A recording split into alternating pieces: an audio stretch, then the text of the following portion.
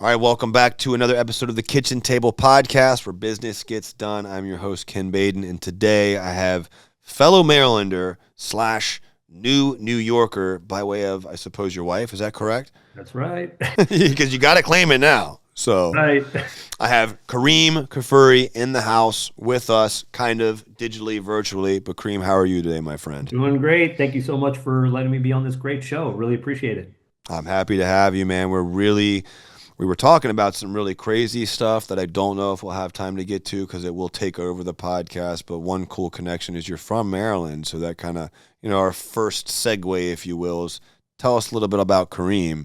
It sounds like you weren't always a New Yorker. So, like, tell me how you got to where you're at. Because, first and foremost, just to introduce Kareem, now he's got a bunch of stuff going on, but the business itself, for what, 2 decades. Well, I'll let you explain it. In fact, introduce yourself a little bit about what you've been up to and how you became what you are. Sure, absolutely. Well, first of all, thanks again. My name's Kerim Kfuri. I'm the president of a company called the Atlas Network, which is a global supply chain solutions company. We basically help small, medium, large size businesses, entrepreneurs build supply chains and manage them for them when they don't have the resources or capabilities to do so.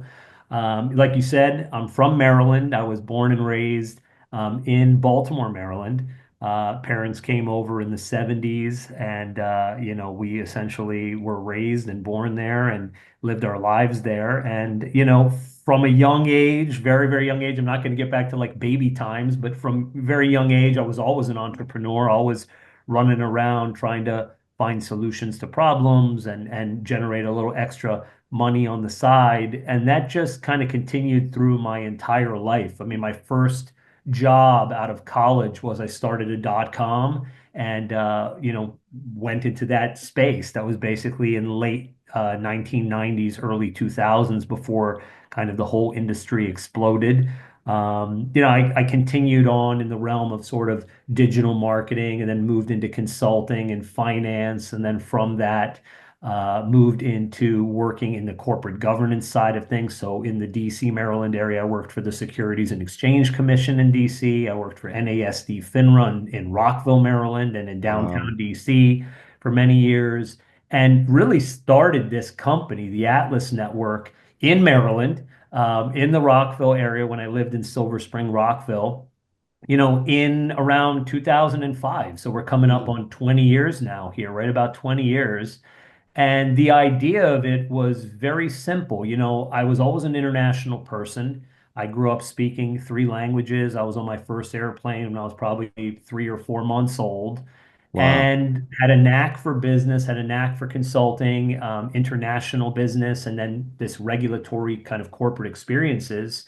I found myself traveling to Asia for the first time to see some family and some friends who were doing some work over there and was just fascinated with how anything and everything could be produced there and ideas could turn into reality, but with major, major challenges and major setbacks. And technology companies like Alibaba at that time, all the Yes. great tech platforms were not good in the fact of keeping bad actors off of their platform. So people would have these really bad experiences. They'd buy products, they'd have no recourse, they'd blow their capital and lose a lot of credibility and no protections around them. So this was the beginnings of this company, the Atlas Network, which was the idea of Atlas carrying kind of the globe of the worries or Mm. problems for these business owners on our shoulders so they could be successful, grow, and thrive. And that's been the definition of this service-based company where we've built up almost 2,000 factories in the past 2 decades, and we operate in commodities and textiles, innovation products, and we basically, again, make ideas into reality for entrepreneurs and businesses of all sizes. I love that. The idea of Atlas holding up the weight of the world, but you guys doing it for your clients, letting you hold that weight. That's very clever. I wouldn't have thought that with the Atlas Group, but that makes sense. So you mentioned something in the beginning about kind of, I hope I didn't hear you wrong, but I thought I heard you say something about like uh, the supply chain issues and stuff. Like you kind of connect those dots and make those things happen. Uh, do you do that for companies perhaps like my own, where we have a construction company or more of a roofing focus, but we do exteriors as well? Have you have any experience with folks like that, or is this more bigger commercial projects? No, absolutely. Basically, anytime that there's really disruptions in Mm, supply chain is where we kind of live. People can't get the things that they need to do what they have to do. And, post-pandemic, the word supply chain became part of the common vernacular when beforehand someone would say supply chain, they never even heard those terms before. But now, anything and everything you can hear about or think about that impacts either goods on the shelves or the skyrocketing price of products, whether it's in the building or housing or construction market, or it's in whatever industry you're looking at, ultimately probably has some kind of supply chain related disruptions or reverberations that are either happening because of global events or political issues or wars or trade deficits between nations. All of these things come together, and our job has always been to work with our clients, regardless of the industry, to try to identify and understand their problem areas, whether it's timing or quality or pricing and deliverables, and hone in on how to build a better supply chain for them so that they can end up being more successful and grow and thrive. And that's what has been our mission for, 20 years plus. And a lot of the kind of thought leadership things that I've been doing, whether it's with regards to my book or my show, or I've been asked to be on a lot of TV networks recently, mhm, Squawk Box and Fox and all these kinds of things talking about tariffs. And there's a lot of things happening in the space right now, mm. politically and in flux, that people need answers to. I've done this for a while now, so I'm starting to kind of be on a larger platform to talk about these things. That's very cool. Yeah, and I brought up the supply chain piece because it, kind of to segue into, the next um, thing I guess that you've been working on most recently. You've got two big. You've got the YouTube, but you've also got the book, all relevant to supply chain issues, and I guess that makes sense given that all the things going on. But can you talk a little bit about first the book itself? Um, just what can we expect from the book? What's it about? What can somebody expect to get out of reading it?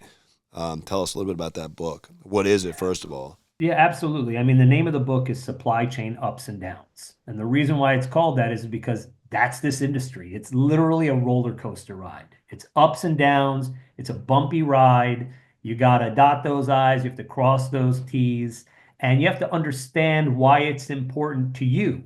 And so I wrote this book, real short read, 147 pages, with Good. consumers in mind, students in mind who are trying to learn and understand this part of the business people who now have some reason to need to know more about supply chain, whether it's someone in their team that says, hey, we need help on this side or that side. And also for even supply chain professionals themselves who have been very siloed, because supply chain professionals may only see one part of the equation, like they do transport or they do procurement or they do customs and duties.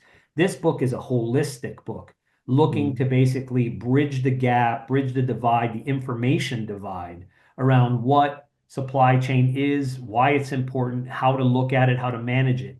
And in the book, I talk about things such as supply chain socioeconomics, which is a concept that I sort of developed, which talks Very about cool. divergent interests, the non-alignment between like a manufacturer and a consumer, Mm. or between a transport group and a customer, and how, although these interests may not be perfectly aligned with each other, they create economic momentum through a push and pull that actually generates our economic prosperity. So I talk about kind of a view from 50,000 feet. And then I start to get into more granular aspects of supply chain, such as picking the right supplier, eyes and ears on the ground, third-party attestation, the importance of quality control, and basically the entire step-by-step process of the supply chain space. So no matter where you are or how you're coming to this information, parts of it or all of it could be relevant to you. Mm. And then towards the tail end of the book, I talk about a bit of the future. I talk about AI. I talk about the importance of sustainability because supply chain and transport industry is the seventh leading cause of greenhouse gas issues and ozone depletion. But we need things, right? We have to make Right. things in this world. So how are we going to do that in a smarter, safer way as we go forward? And then I basically kind of get into, those kinds of really important, relevant topics towards the tail end of the book, and even things around nearshoring, like nearshoring and ally shoring, and what that sort of means too. So, the book is an important part of the things I'm talking about. Mhm. I discuss this a lot. I do a lot of, as I mentioned, shows and lectures. I lectured actually Harvard not too long ago, their supply chain class on this Wow. on this book. But the idea is really to just be a relatable voice. This is a complicated industry that touches every single part of our lives. To give you an idea, just if you bear with me for a second, Sure. Yeah. Amazon, I'm the interested. second largest company in the United States behind Walmart, 70% of the products that are sold on Amazon come from China. So we're Oh, talking wow. about billions and billions of dollars of our economy, right? That is completely reliant upon global supply chain. Now, we may look at that and say, wow, that's a really scary thing. Like we should be a lot more insular. We should try to take things in-house and so on and so forth and do more of these things. But the reality of it is that we as a nation could never anymore, we used to in the past as a manufacturing nation of the past, we could never even keep up with probably 1 to 2% of the demand and the needs of our nation as a consumer economy. We just don't have that capability or wherewithal. If we did want to do that, it would probably take 40 to 50 years of infrastructure to build it. Right. So what does that mean? It means that we need to learn to continue to operate in the global economy as global citizens. The world has never been smaller due to technology and so on. And we always need to kind of work towards mutually beneficial scenarios, especially since a huge part of our entire economy is reliant upon other nations. So, this is interesting times, as we Yeah. know, with what's happening in the world and with economics and with politics and so on. But we need to be careful because if we're not careful, what we could have happen is driving inflation and then recession in our economy if we go too far with some, sanctions and things of that nature. So it's really a very interesting time of balancing act.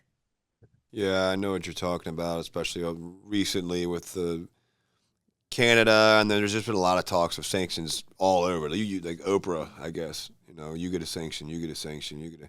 I've seen a lot of that. I don't understand enough of it, but I get it. Like, and my wife is certainly more intelligent than I am. She's a federal prosecutor, and she's more caught up in the politics and the things going on with all of that. Whereas for me, I'm kind of zoomed in on what I have going on and how it impacts me selfishly because I have to be and I have to run the business, right? And like, you know, our impacts are often felt like with COVID, for example. We had to look at some different manufacturers of shingles because some weren't available because whether they either outsourced all or some of their products, maybe not all colors were available, or certainty as a shingle for roofing is a French-owned and Chinese-made product, so it was almost impossible to get.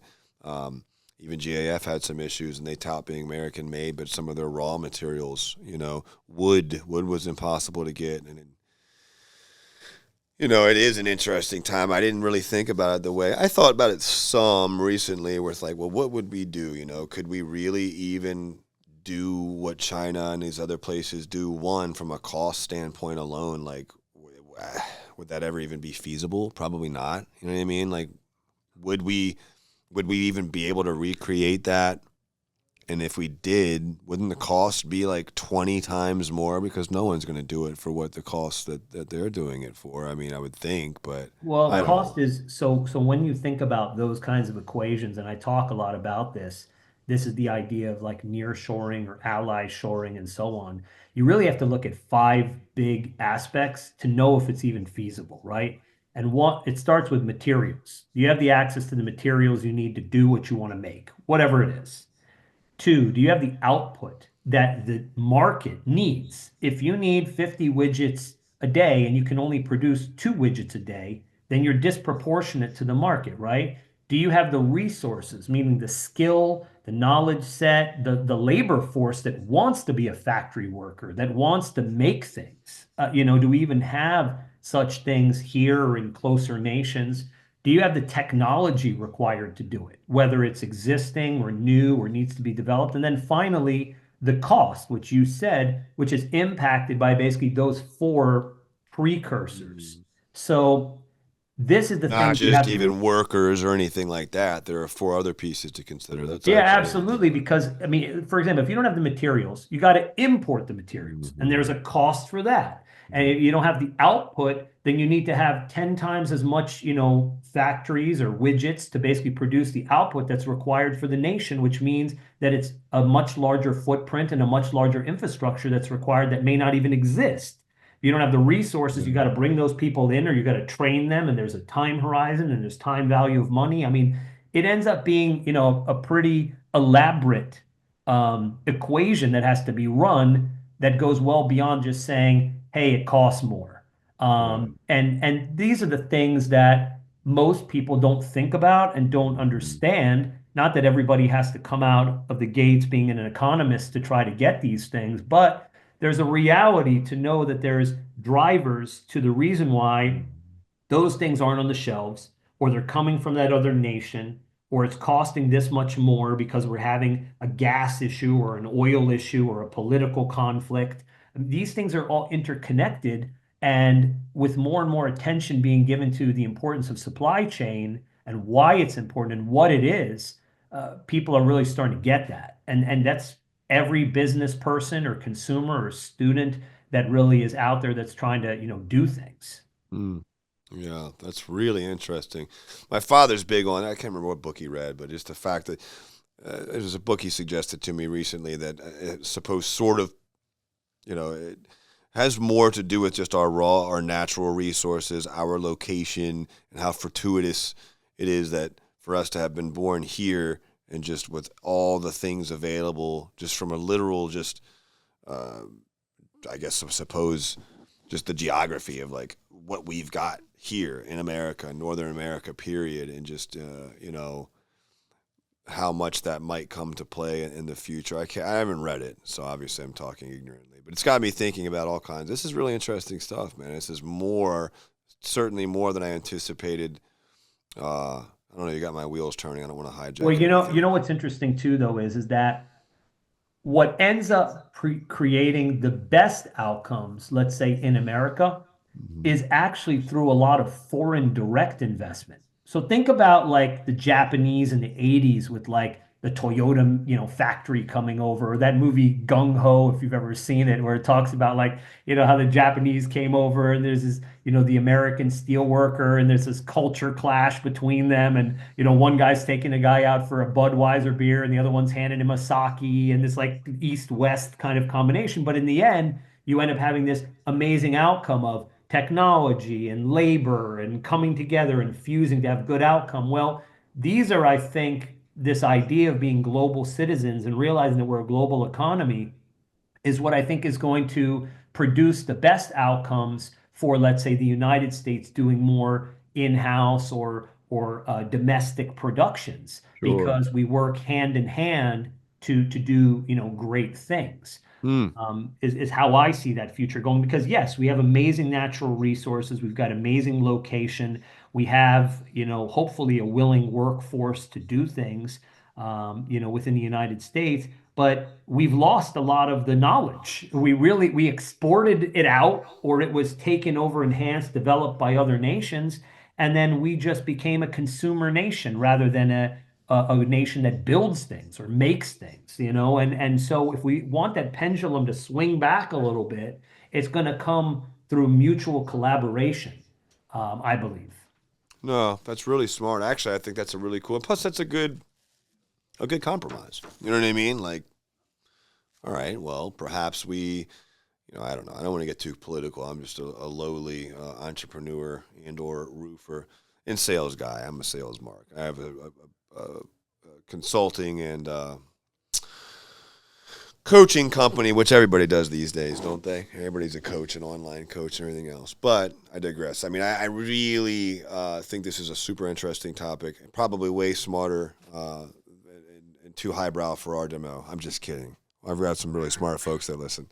I say that thinking of like Adam, who's probably listening to this, and he's CEO of some very, very impressive. He's actually came from, he was on the show, and he came from, not Wall Street, what DC, Capitol Hill. He was in politics, and he's going to go back apparently one day. But he jumped into Windows back in '08 and never. That was me in '08, so he probably got in before.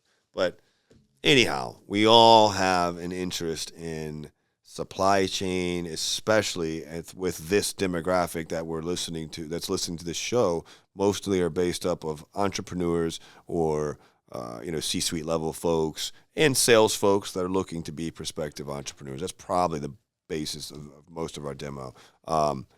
So this is an excellent topic for you. I mean, this is probably one of the best topics.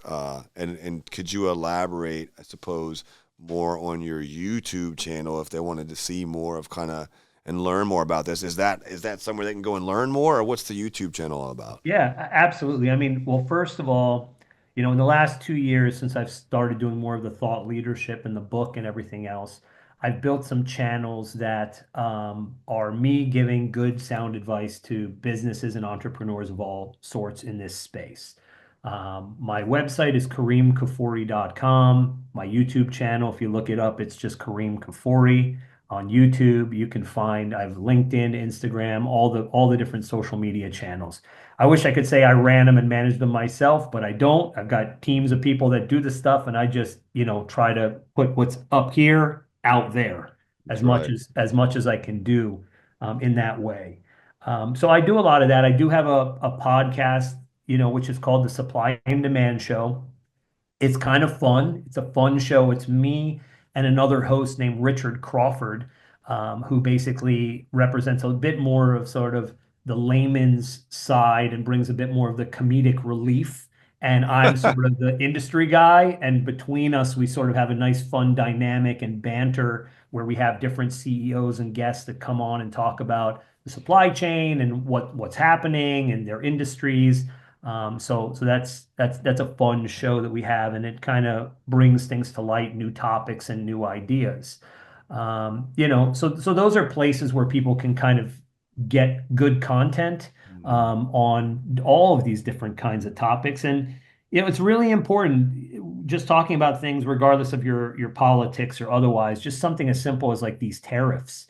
Right. If you've got these tariffs between, Canada and Mexico at 25% and additional rates on China and things like that, small to mid-sized businesses are going to have to figure out how to either absorb those cost differences, share those costs with their current manufacturers, pass those costs off to their customers, reclassify their goods as they bring these goods in through the ports to try to reduce the tariffs on them by reclassifying them under different codes, or finally build new supply chains. And this is a lot of things to think about for small to mid-sized businesses that assume that nothing really is going to change.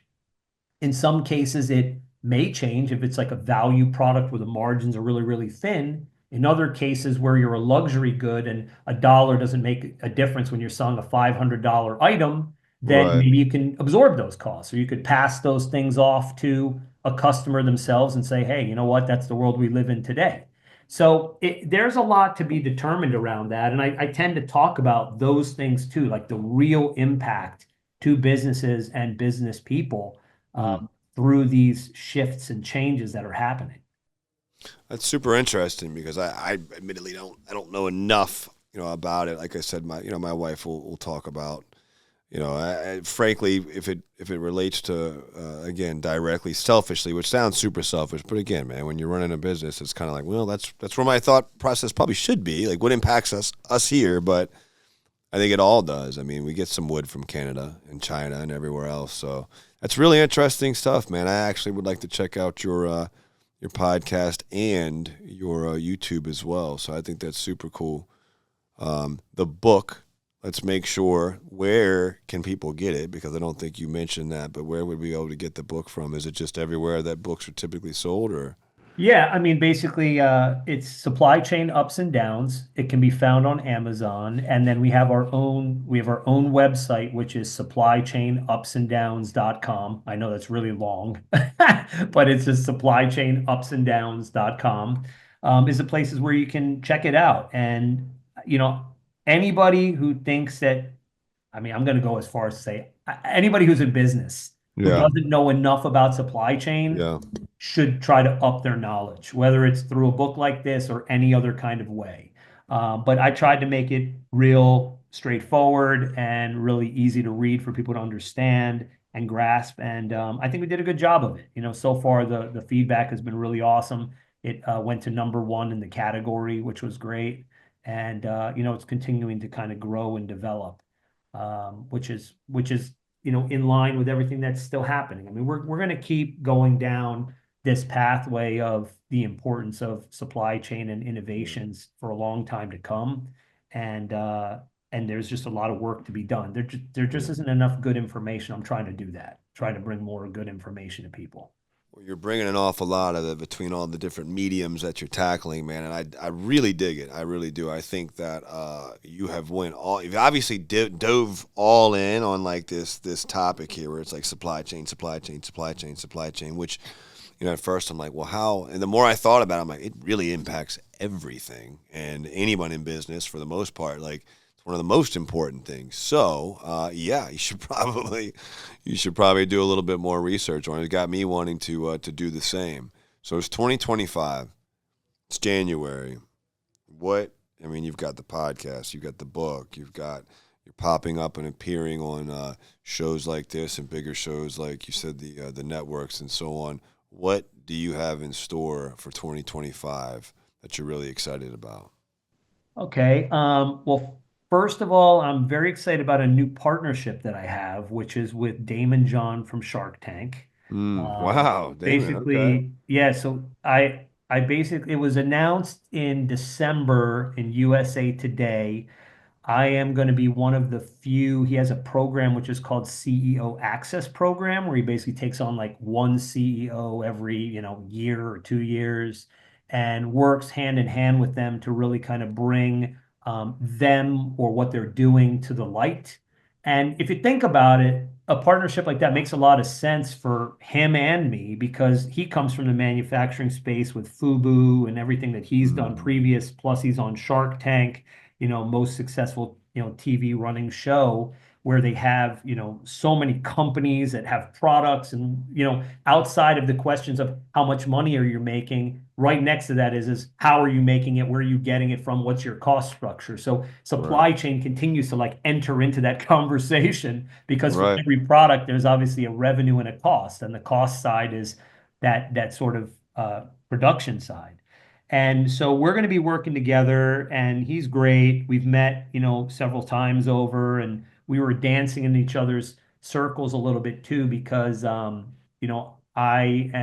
company, the Atlas Network, is the first US-based verified supplier of Alibaba.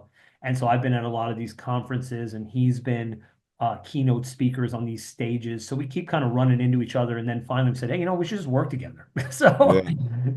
so that's going to be kind of exciting. We're going to see where that goes. I'm excited about continuing to bring the voice that I can to the population via a lot more TV spots, more tier one media publications. I think next week there's going to be an article in Time Magazine that I did, so that'll come out, and Wow. just really trying to just be out there, just be as out there as I can be. And the reality of it is I could care less about fame or popularity or any of these kinds of things. I think the most important thing that I care about is leaving a mark. And the mark is a mark of education in a space that's extremely important that not enough people know about. And so that's my main focus and intention here more than anything else. Because, I've done what I want to do. I'm happy in my life. Everything's fine. And so this is the place where I think you start to shift and try to make those contributions towards either society or humanity in your life. And this is the way I'm trying to do that through education based upon my experiences and Cool. what's happening today.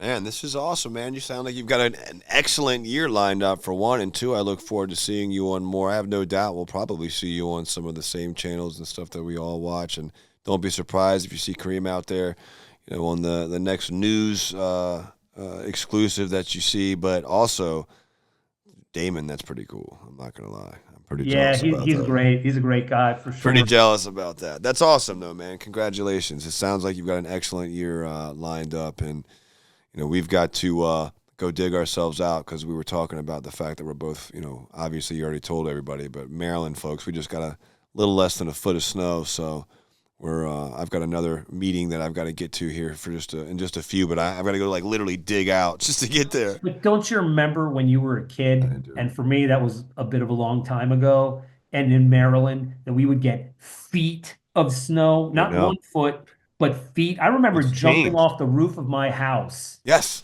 and just diving into like piles of, Were you around for the blizzard of '96? course. I Yeah. was in high school. So, I was in oh high school. really? Oh, I didn't think you're that much older than I am, but you look great for your I age, man. graduated in 96. That was when I graduated What? high school. Yep. You see this? I almost want to bring my behind the camera gentleman to come. Did you see him?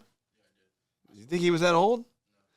You look great, man. You look great. You look Yeah, great. You look great. 47 years old, if you can believe it. 96. Wow. Wow. I was a little kid. But anyhow, you're right though. I don't get me started there, but I don't care but like if you live in Maryland, it's factual that like we used to get way more snow, and it's just like I'm just happy we get any snow. I love snow, to be honest with you. And so yes, I do remember, and I don't know what happened, man, but at least we got something. I'm hoping. Truth be told, I'm hoping we get some like later on. Give it to me next month because Right. I can't have weeks and weeks where it's just like, all right, we got to put something in. We can't just be perpetually off forever. So we weren't really anticipating because every year they're like, oh, this is going to be the year, and we don't get anything, and it's like, whatever. But we haven't even taken off in the winter, ironically. I haven't needed to, right? Because we were like, we know, because dude, we've been getting mild winters. We can install anything below, or excuse me, above 42. It's been below 40 for this past week. It'll be below 40 next week. It's crazy, but whatever. It harkened to the old days, I suppose. So it's only fitting that to Maryland. Well, because Roger's looking at me like, "Well, how old are you? 21." He doesn't know what we're talking about. But I know what you're talking about. So, but that he's like, "Are we coming in today?" I'm like, "Dude, what? Yeah, we're coming in today. Like, what are you guys talking about, man? Like, They don't know. no, they don't. They're like, oh, it's serious bad. What? It's fine." But anyhow, look, awesome having you on. I really look forward to seeing you crush it this year, guys. Check out his book. Check out all this information on supply chain. It is so important. But we look forward to following this year, man. I can't wait to see the big things you're doing. We'll check the book out, the podcast, all the supply chain info you can get from my man Kareem. It was wonderful talking to you, and we hope to get you on again soon, my friend. God bless. Thank you so much. Great show, and thanks for having me. Thank you.